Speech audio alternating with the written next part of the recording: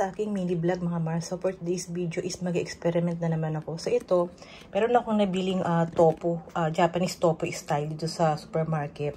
So itong brand na to, itong klase na to, first time ko lang siyang natikman. Ito naman, matagal ko na siyang ilang beses ko na rin siya na-try. So ito, plain lang siya. Nagustuhan ko to plain. Ang ginawa ko, nilagyan ko siya ng yung kinaramelize na asukal. Kaya, ang nangyari, naging lasang taho siya. So, itong klase ng tofu na to, plain lang siya. Pag nilagyan mo siya ng kinaramelize na asukal, lasang hawig na siya sa may taho natin sa Pinas. So, kaya kapag nag-crave ka ng taho, ito yung alternative. So, ito naman, tinry ko. Gusto ko lang itry. First time. Akala ko pareho lang din siya. Nung tinry ko, ibang klase pala siya. Dito kasi sa Japan, marami silang tofu, iba't ibang klase ng tofu. So, ayan, nung bumili ako, mga nasa 5 piraso to. So, ayan, tingnan nyo. Ang ganda ng kanyang itsura, diba? Ng kanyang packaging, ng kanyang texture. Akala mo, ano ba yun, yung dessert sa atin.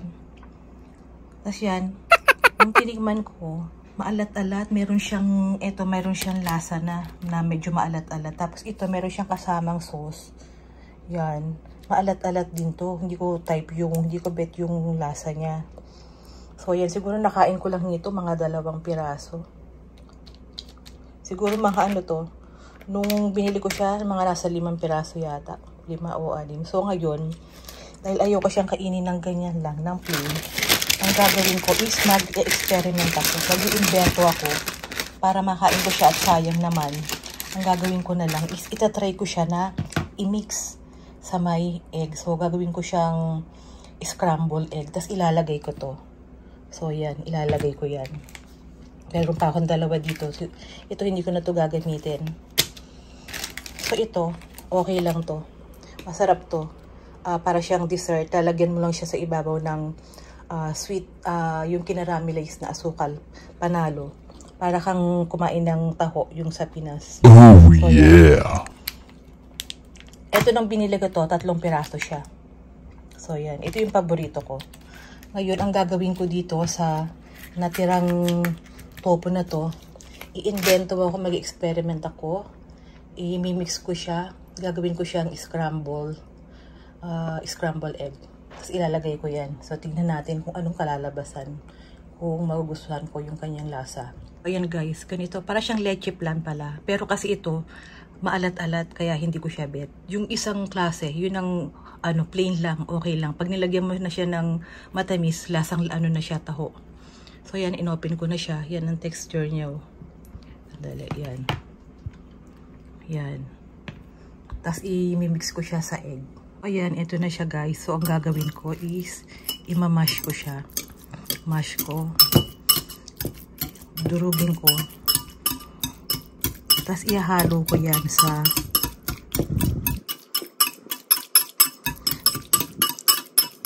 so, 2 pirasong egg.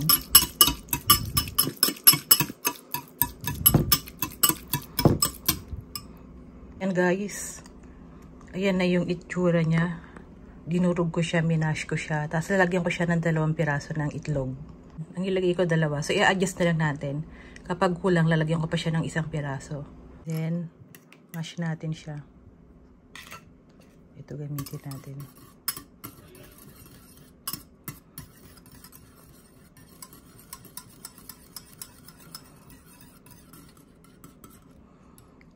Dagdagan ko pa siya ng 1 piraso. So yan guys, dinagdagan ko ng 1 pang piraso. Total niya is 3 eggs and yung 2 piraso ng tofu, Japanese na tofu. Yan, mix-mix lang natin. Tapos ayan, painitin lang natin ng kawali. So hindi ko gagamit ng oil. Ang gagamitin ko is butter sa pag-fry.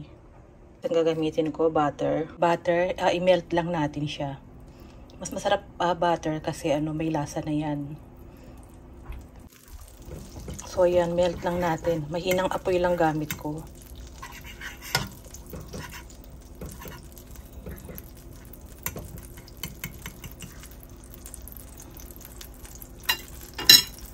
Ayan, naglagay ako ng 1 scoop. So, hayaan natin siyang maluto. Tapos takpan natin. Takpan muna natin siya. Hayaan natin maluto yung ilalim. So, yan ang ginamit ko. Siguro mga 2 scoop lang siya. 2 lutuan lang. Na siya guys. Hindi ko na siya nilagyan ng asin o ng salt. Plain lang. Kasi maalat na nga yung, yung tofu. So, yung natural na na lang niya na taste. Kaya natin mag-brown yung ilalim. Tapos ipiplit natin siya. So, ayan guys. Iplit natin siya. Ganitong style. Try natin.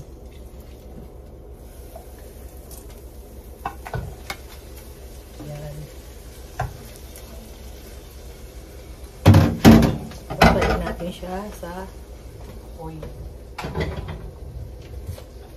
So, ayan siya guys. Success naman ang ating pagbaliktad. Hindi siya nasira. So, ayan. Ito na siya guys. So, tikman natin. Yan. Tikman natin kung anong lasa.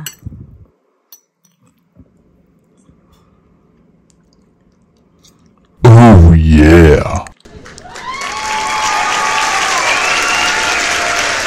Ang sarap. Pwede.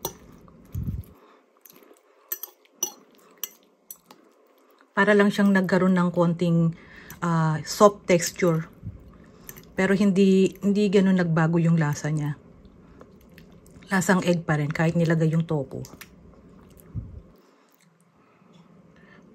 Masarap siya ilagay sa palaman sa tinapay. Pwede, panalo siya. Okay din pala lagyan ng ng salt. Kasi hindi masyadong lumabas yung alat niya. Pag minix na yung tofu tsaka yung egg. So, ayan. Okay naman siya, panalo. Pwede. Success. Ito ang ating munting experiment na naman. Yung tofu at saka yung egg, pinagmix yan. So, ito yung kinalabasan. So, walang masyadong pagbabago. Lasang parang egg pa rin. Nagkaroon lang ng konting changes yung texture na para siyang merong soup. Parang soup na something pag kinakain mo. Sa lasa, hindi naman siya ganun nagkakaiba. So, lalagyan ko siya ng konting salt at ng konting paminta para magkaroon ng konting changes sa lasa. Ito na yung pangalawang batch. So, ito naman, nag-experiment ako. Nilagyan ko siya ng Himalayan salt, tapos ng kaunting paminta. Tapos, ito, nilagyan ko siya ng seasonings na ito. Ito nilalagay ko sa mga ramen. So, yan. Inad ko tong 3 na yan para try ko kung anong magiging lasa niya para mag-changes naman sa lasa niya. So, ito pala yun guys, yung ginamit ko. Ito yung brand na yun. So, ito siya. So, ito yung 3 na yan. Yan yung inad ko sa second batch ng egg with tofu. I-flip na natin. Mas madali siyang i-flip basta kapag konti lang. Yung kanina medyo madami-dami kaya ang hirap ibaliktad. So, ito yung second and last batch na. So, ito yung last and second batch. Yung ilagyan natin ng seasoning. So, ito yung step natin.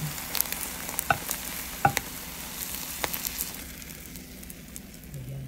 So, ito, guys, ang finished product ng ating inimbentong scrambled egg na may halong tofu. So, ito yung first batch. Plain lang siya. Wala akong nilagay na kahit as it is lang. Hindi ako naglagay ng kahit anong seasoning. So, itong pangalawang batch, nilagyan ko siya ng asin, ng paminta, at saka nung condiments na, Japanese condiments na nilalagay sa ramen. So, ito yung may